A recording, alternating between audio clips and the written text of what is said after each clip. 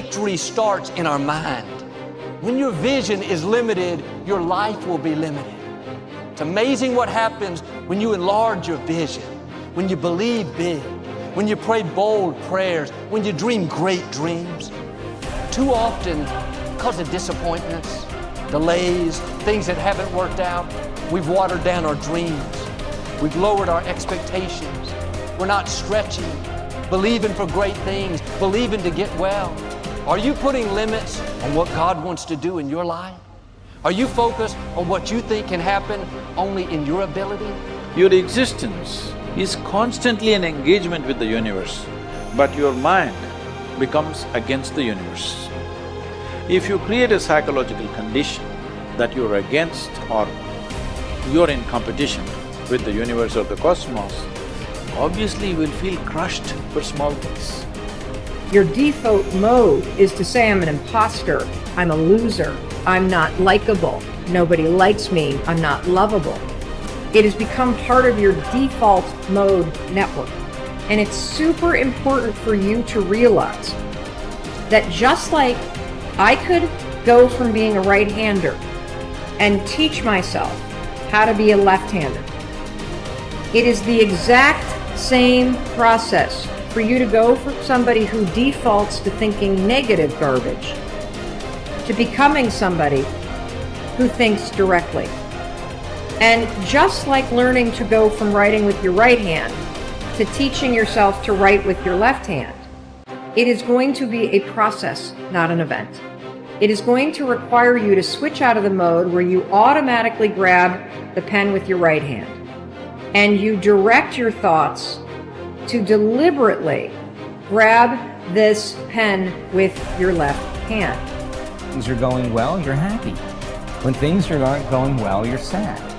But when you learn how to self-regulate and create more coherence in your brain and heart, then you're no longer dependent on your outer world controlling your mood. When you're inspired by something or someone in your life, you feel the magic. Now's the time to be the magic. What are you going to do? Are you going to let the masters inspire you to feel it, or are you going to strive to be a master? It's your choice. The magic is waiting, not only for you just to feel it, but to be it. Nobody can take this away. The first step is getting completely and brutally honest enough to say, I am tired of myself. When you say I'm sick and tired of being sick and tired, that's the facilitator of change. That's when you're ready to say these words, no more excuses. No more excuses. You know that you have an image of yourself inside. When you stand in front of a mirror, you see a reflection of the physical you. But that's not the real you. You have a picture of yourself in your mind. You know, Dr. Maxwell Maltz wrote a book back around 1960. It was called Self-Image Psychology, Psycho-Cybernetics. It's a phenomenal book. He said it was the greatest discovery of his generation. He was a cosmetic or reconstructive surgeon, and he found he would do work on people. He might have done a nose job or removed a terrible scar. And he noticed that when he did that, there was a phenomenal change in their personality. But he noticed with others, he would make a phenomenal physical change and there was no change in their personality. And that led him to postulate that we have two images. We have the one that's coming back from the mirror, but we've got an inner image. And that inner self-image is literally controlling our life. You will find people that have very poor self-image or low self-esteem. They won't look you straight in the eye. They're afraid to shake hands with you. They're very shy and withdrawn. They go through life hiding from life. They don't like themselves. They don't know themselves. Do you know when a person improves their self-image, they change their entire life. Their income changes, their relationship changes, their health changes. And do you know how you do that? Start studying you. Start to find out more about you. There's something phenomenal about you. Do you know when I began to study this material 57 years ago, I had very poor self-image. I had low self-esteem. I took dumb jobs. I never earned any money. I never had fun. I had poor relationships. And as I started to study real solid information, everything in my life started to improve. I've got friends all over the world here. I earn millions of dollars. I'm in my 80s and I got as much energy as a person in their 30s. You see, when you start to understand really who you are, you're God's highest form of creation. There's things about you that just about blow your mind as you start to study and really understand them. You'll walk a little taller. You'll stand a little straighter. And you know something? You'll enjoy a whole lot more of life. The moment you think you're the most important person in every room that you're in, the moment that your ego screams more loudly than your hunger to grow and represent mastery is the beginning of your descent into obsolescence and irrelevance. You are only as good as your last performance.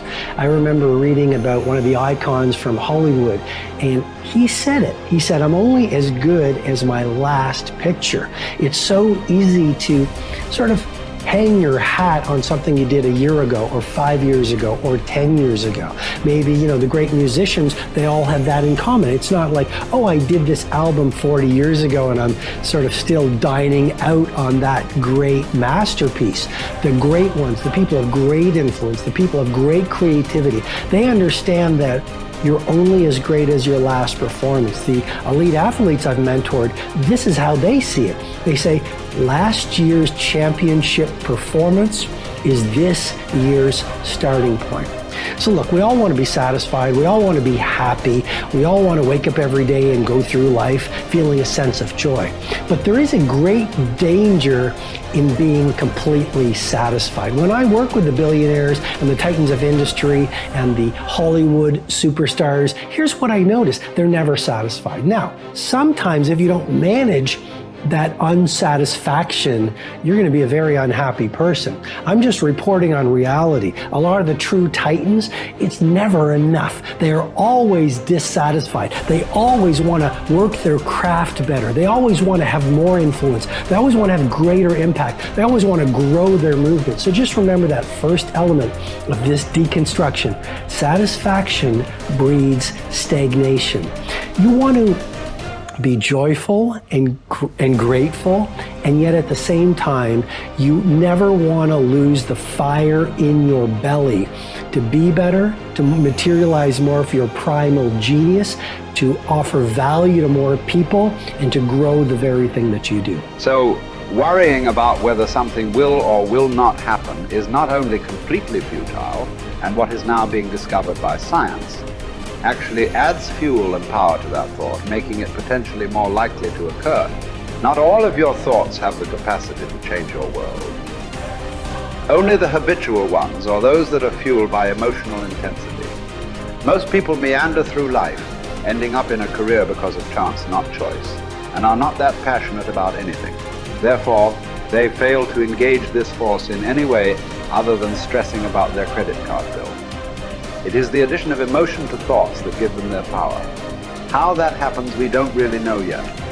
Although how the brain deals with emotions may hold a clue, for a long time it was assumed that emotions arrived after thought.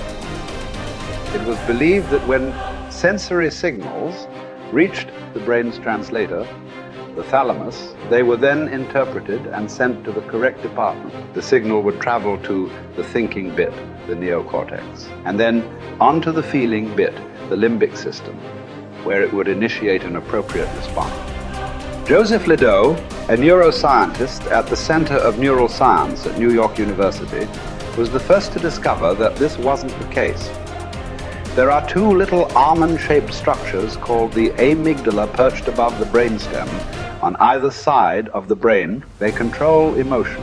Ledoux's research proved that when signals from the senses reached the thalamus, two signals were sent out, not one. The first traveled across a single synapse to the amygdala, and the second signal was routed to the neocortex for conscious assessment. The result is that the amygdala hijacks thinking and has you springing into action before you are fully aware of what's going on. It is this reflex that will cause you to jump in a river to save a child before your thinking brain has even registered the danger.